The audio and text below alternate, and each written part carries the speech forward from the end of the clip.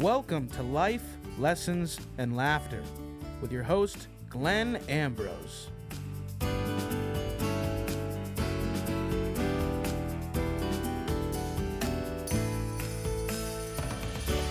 Hello, everyone. Welcome to the show.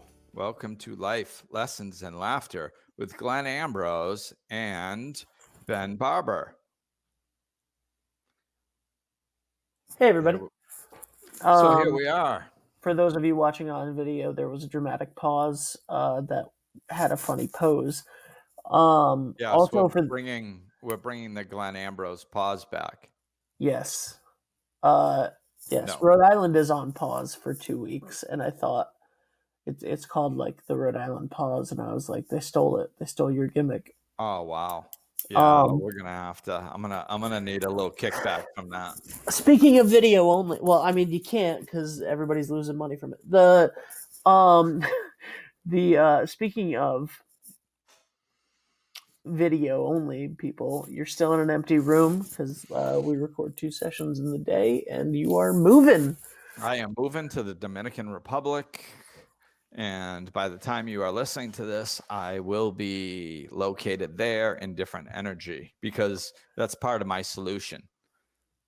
You said, starting about a year ago, that you were planning on moving to another country.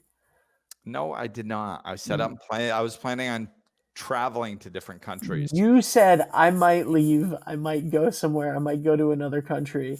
Well, yeah. Crystal and I immediately were like, he's moving. He's moving. You know, actually, we were like, he thinks he's moving to another country. He's not moving to another country. He's not moving to another country. No, who said that? You and who? Crystal. Yo, you and Crystal. Yeah, you're like, he's not moving to another country, huh? I was like, nah. He might do it. I've seen him move before. So anyway, yeah, you're moving to the Dominican Republic this weekend. Yeah. Which is exciting. And that kind of brings us to our topic today. It does. Focusing on the solution. Yeah. So, I mean, that's what it is, man. It's solution. I mean, it's not that everybody has to move to the Dominican Republic. It's only an island. We can't fit you all. So please do not. It's already we. He's not even there yet, ladies and gentlemen, and it's already we. Oh yeah, that's my home. It's already. I'm emotionally and spiritually there. So yeah, I mean, we have to stay focused on solution.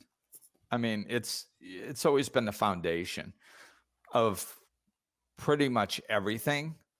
I came into spirituality through recovery, and that was one of the first things I was taught. Don't focus on the problem, focus on the solution. The problem is overwhelming, and that's generally what we do in this world, whether you're an addict or not. Is we focus on the problems, and focusing on the problems, which another word is worrying and stressing out and all stuff like that. It's all creating a future that we don't want, because what we're doing is we're dreaming up our future. So like what we think about comes about. So if we're constantly thinking about things that we don't like, we're just going to be experiencing more things that we don't like in the future.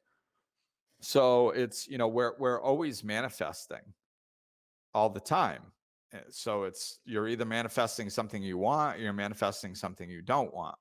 I've never heard a professional athlete or an actor or a singer that made it big go, yeah, I was just, I used to sit around and just think about how I'd never make it and how nothing was ever going to come to fruition and how this was all a waste of time. And then all of a sudden I made it.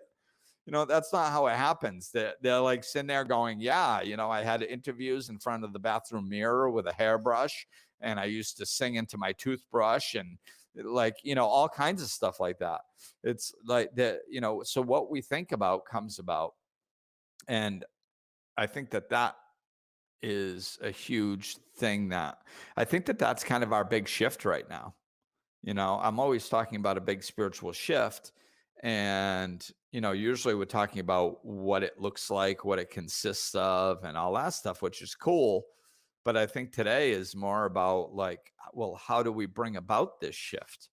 Give me the how to, give me the DIY about it.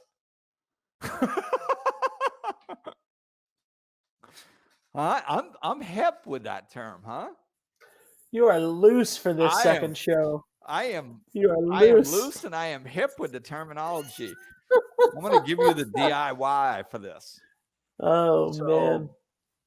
So what we have to do is stay focused on the solution and stop focusing on the problem, which I think now is the perfect time for that, because like right now we're recording this the end of November, and it's we went through the election. I mean, I believe some people, I'm not following, I believe some people think it's over and some people don't, whatever. The point is we as citizens have done whatever we could to control whatever outcome we think we wanted, blah, blah, blah. So whatever happens at this point, unless you're one of the lawyers or Congress, who probably aren't listening to this, you're probably not going to be part of anything solution based in that particular area anymore. So like we can just start focusing on what we can do. And the pandemic is still going. It's like, and it's been going for a while. And I haven't met any like citizens that have done anything in the last 10 months that have fixed it. So apparently we as normal citizens are incapable of actually fixing a global pandemic all alone. So you don't really have to put a ton of energy into solving the pandemic, because you can't. You can't solve it unless you're a scientist or can figure something out. Then sure, if that's your job, go for it. But my point is like, all this stuff has been happening, and all this trauma and all this fear and all this stuff has been, bubbling up to the surface, and everybody's been caught up in it for almost a year. And it's been a very difficult year, and frustration levels are all over the place. And hopefully we've gotten to the point now where we're clear that we are not really in control of what is happening in this world right now. So what we can do is start putting our energy, which is our attention and our thoughts, to creating a future that we want, because we're living in a reality that we don't want. So we need to start putting our energy and our attention towards what we do want. It's like I said, I think the election being over is helpful, because a lot of people think that we can change things through election. So like, okay, some people think they can, some people think they can't. Okay, well, whatever. It doesn't matter. It's over now. So like, whether it does change things or whether it doesn't change things is a moot point right now. We don't have to discuss it, because there isn't an election going on anymore. It's over. So now we can try something else in the meantime until the next election. And if you think, this isn't an either or like conversation, and which is, as soon as people start generalizing, that's the ego kicking in. So whatever I'm asking you to do, I've hinted to this in a few different ways already. You do not have to abandon any belief system. You do not have to abandon anything that you think is going to help. Please, if you think something's going to help, God bless you. Please keep doing it. I don't care. What I'm talking about is a spiritual shift and how we can make that happen. And I always say anything spiritual is a win-win. Well, this is a win-win, because like, I believe it's going to create a different future. So that would be a win. If it doesn't, well, what have we lost? Nothing. We haven't lost anything, because our the world is already at a state that we don't like. So we're not risking anything trying this. So if we just try it, then it could actually get better. And the other win is that you're going to feel better. If you're sitting around worrying and stressing and consumed by what's on the news and all these things that you can't control, please take a look at the last year and see what that's gotten you. How has the last year been joyful? Have you enjoyed your life? Have you expanded? Well, I mean, I have. I know you have, Ben. A lot of my clients have. But that's because we're leaning into the spirituality of it. We're leaning into what's true for us and what benefits us. And we're taking advantage of this situation as an opportunity instead of as a problem, which is what I'm talking about. Lean into what feels good. Let go of what doesn't feel good. Most people have been playing around with what doesn't feel good for almost a year now. And, and then everybody's like, oh my God, I'm so frustrated. I'm so tired of walking around in fear and scared. And yeah, well, stop it. How about that? Like try something different. I said this at the beginning, we are not meant to hold on through this. This is going to last a long time because holding on doesn't change anything. Holding on, we just hold on. And then when it's over, we're like, oh, okay, now I can catch my breath. And we haven't changed anything. If that worked, then this shift would not, this whole pandemic would be for nothing. So it's going to last until people stop holding on and start trying something different. It's pushing us towards creating a better reality. It's pushing us to believe in solution and trying something, trying to create a reality that's better. And if we look around this, there's been signs pointing to this forever. The kids coming into this world and how they think, the big problem with millennials is that they want to after they go to college and get 16 years of an education that society says they need, they would like to step into a job that has benefits and vacation and good 401k so they can be well taken care of when they're retired and weekends off, and they want to work for a company that they believe in what the company's doing, a company that actually has integrity and that's bettering the world. These are the things that the millennials want. And we've been sitting around for the last 30 years going, oh, these kids, what's wrong with them? Yeah, what's wrong with them? They want a reasonable society. They want to enjoy their lives and work at a job that they don't hate. These kids are out of their minds. This is our opportunity to bring this type of life in for all of us to create a different world, So right now, we have nothing better to do. We've focused on a solution for about 2,000 on the problem for 2,000 years. That hasn't gotten us anything. So, and we've really hyper focused on it for the last year, and that hasn't gotten us anything. So let's focus on the solution and research it, and use that frustration and to turn you towards something else. Realize that it is so clear to me that what we are doing isn't working globally, on every level. What we are doing is not working. Please see that and start looking for other ways. Stop, just go hoping things get back to normal, because normal sucked. So we deserve better than normal. So if we start looking towards the solution about, sustainable living is gigantic right now, and it is going to get bigger. Why? Because we need it. It's necessary. It feels good.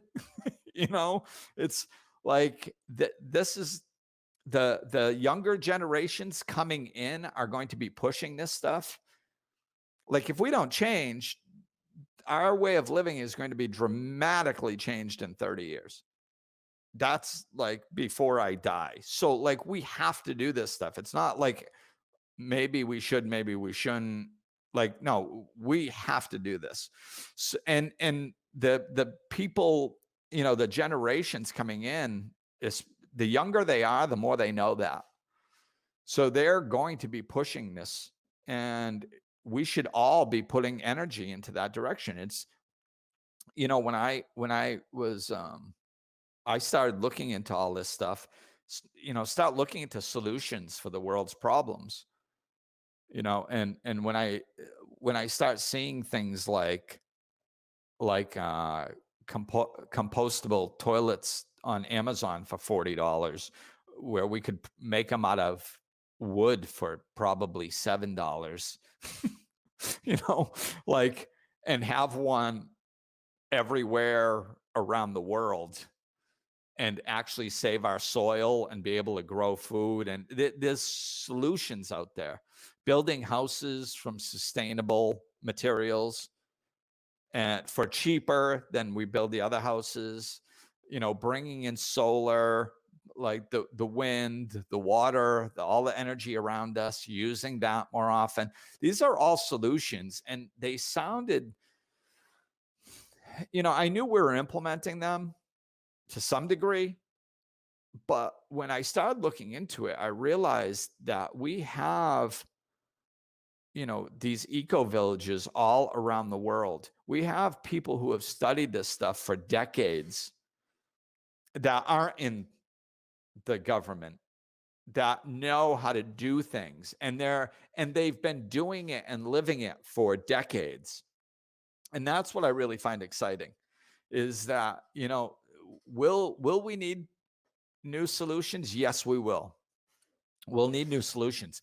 But the kids that are coming in, their brains think so much differently than ours. It's going to be like a piece of cake for these kids to figure out solutions. Plus the technology that we already have. If we put energy towards solving a problem, we can solve it like that. So easy. So easy. And most of the problem, and we don't even have to wait for that stuff. We already have so many solutions already. Just gardens that hang on your wall, like inside, or outside, like you don't even need room anymore. We figured out ways to grow things and to do things that just little things like that. I used to, some of this stuff I haven't really done because of the way I was raised. And I don't mean by my parents, I mean in society, and just kind of old school and stuff like that. And, I'm one person and all this stuff. And like when I really look into the solutions and really listened to the people who were living this way, and really started wrapping my brain around how easy it was to live in this way and how accessible this information is. And I was like, Glenn, you have no excuse. You're just being a part of the problem instead of part of the solution. And I truly believe in being the change we wish to see, and I've implemented that in my spiritual life in as many ways as I can. And now I see myself implementing it into the way I live, the way I eat, really just making my impact on earth smaller and learning how to give back to the earth. Just me. And I don't care if I die 50 years from now and nobody else, they go, oh my God, it's November 23rd, 2020. And for some strange reason, when Glenn Ambrose started living this way, the rest of the world stopped and everybody was dead 50 years later. We don't know why this happened. It's an anomaly. But even if that were the case, I would still do it. I would still do it because I'm living the life that is in alignment with my moral values. I am living the life that I think is appropriate because I think it's appropriate. And that's the only reason I'm doing it, and that is in alignment with me and who I want to be as a person. And that, I think we have to stop looking at the global thing and stop thinking like that. I mean, that helped me. Like I said, that's what was clicking when I started listening to these people talking so matter of factly about how they live and what's going on out there. I'm like, oh my God, I have not exposed myself. It's my fault. I haven't exposed myself to these people. They've been living like this for decades, and we have it. And I could be too, and I'm not, and I should be. And, and it's like, oh, okay, I'm going to do it because I think it's right. And that's when we're in alignment. We have to be unattached to the outcome. I was too attached to the outcome to take my eyes off of what was frustrating me. I was too attached to the outcome to take my eyes off the size of the problem. And that's how we stay stuck. So we need to take our eyes off of that and put it onto how you want to live for your own personal reasons. What do you think is right? And don't hide from it. Go watch a documentary about, what they do to animals. Don't not watch it because you don't want to see, because you like your Thursday night hamburger. Like, just go look at it and then make your own decision. So we have to go within. We have to, if we want to live spiritually, we have to do it in as many ways possible. And if we want to, and part of spiritually is natural. It's living with nature. It's just not, and we don't have to give up. We found ways to live. This is why I was talking about the garden hanging on the walls and stuff. We found ways to live like this without spending $300 instead of $100 on groceries. You don't have to do that. That's an excuse, without like, oh, well, you have to dig out your porcelain toilet, block off the pipes, and use a compostable one. No, you don't. Like, there's other, there are things that you can do that really don't impact your life that much. You just have to seek them out, and this is one of the reasons why I am moving to the Dominican Republic, because it's like, I just saw this stuff. It was that much easier for me because there was more of this type of stuff around. So it's just making it, it's just one of the reasons why I like it over there. But like I said, we don't have to move. There's ways of implementing this stuff into our everyday life. And it's not about abandoning a civilized or convenient lifestyle. It's not about that. It's not about flushing business down the toilet. It's this documentary I just watched. It's this guy that is a businessman. He's a philanthropist, and he goes to these businesses and goes, "Hey, this is how you do it. This is how you make money with a product." And the way he describes it, he was talking about this one thing, and he goes, what I develop is, and teach people how to do, is to have a product that is not, that you don't have to push on people. Because if you have a push product, then you need to constantly keep track of quarter one and what it's doing and how to make it a push into quarter two, so you make your income. And he's like, what I'm doing is creating pull systems where it's pulling the customers in, where you don't have to worry about, running a specific marketing campaign every quarter to try to push your profits up. The profits automatically come in.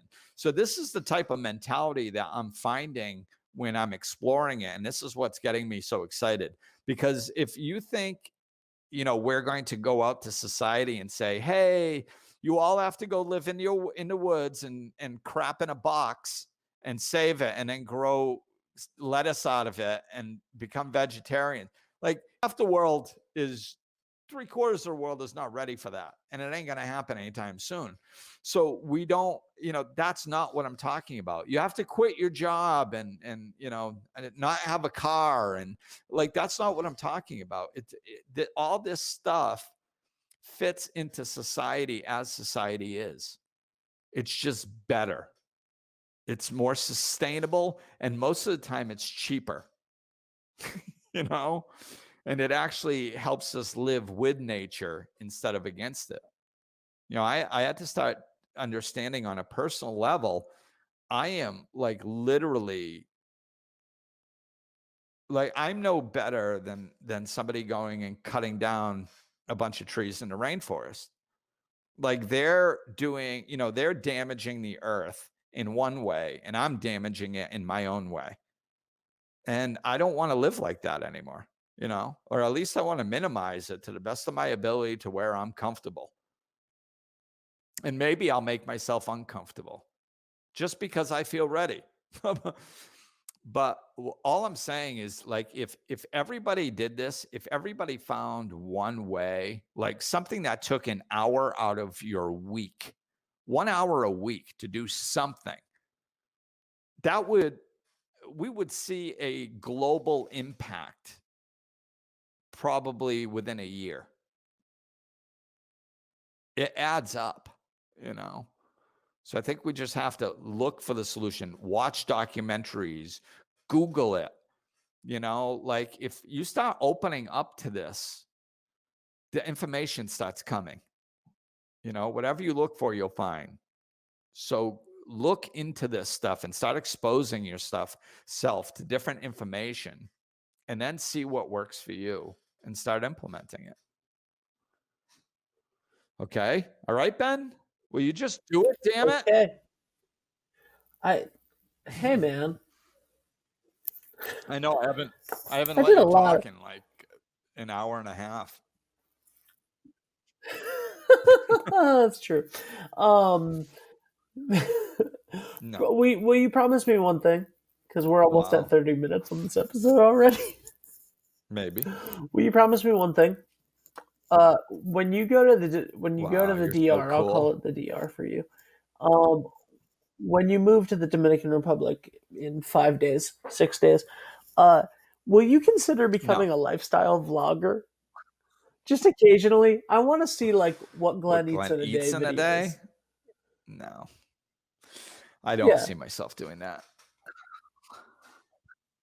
I want to see you be like, all right, guys, I'm in the DR. I got this new compostable toilet, and I'm gonna set it up, and then I'm gonna Well, I'm tell you how probably it not going to be works. using a compostable toilet for the first year anyway. because I Well, rented a house. But like, right. yeah, so but there, I mean, I ate differently when I was over there, you know. So Of course. I mean, that makes sense. And yeah, I would that's awesome. And I think that just being conscious of all of those things, you know, like the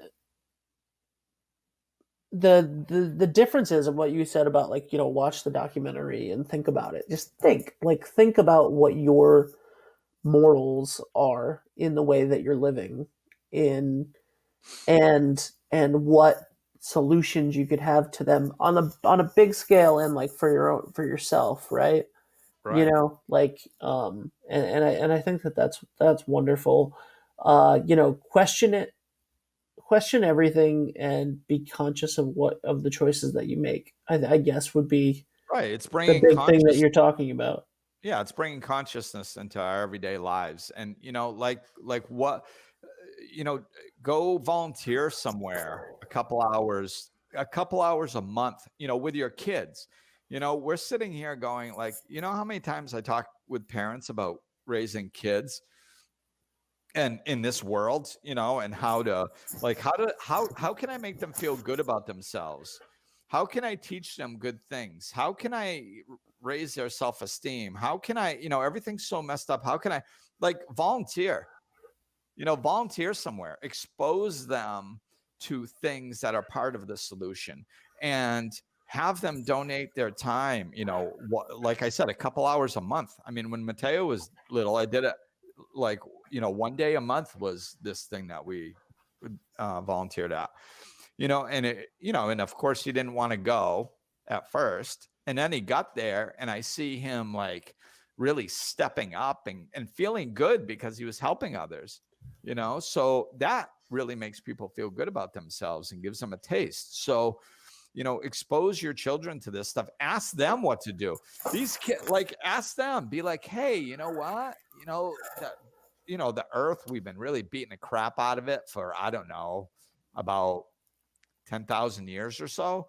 So like, it's really hurting and we need to do something about it. And, you know, I'd like to get your help, get them invested in the solution.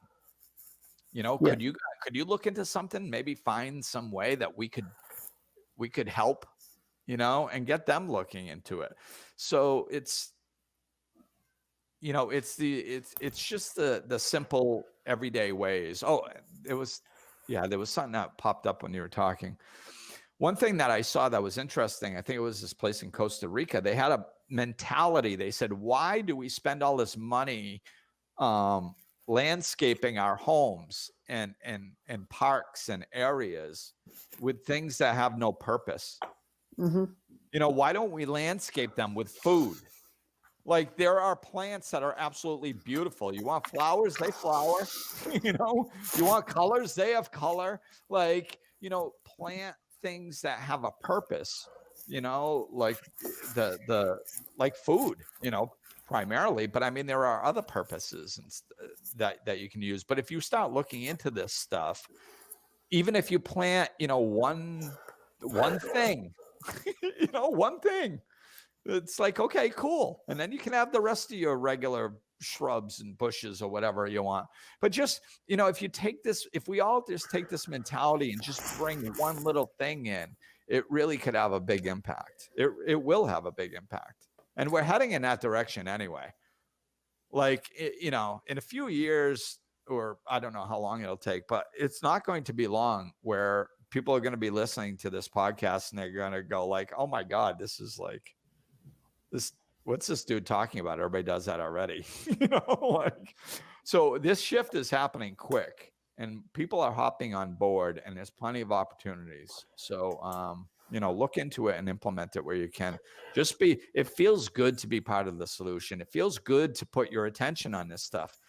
That's why, you know, so this is how I want to recap.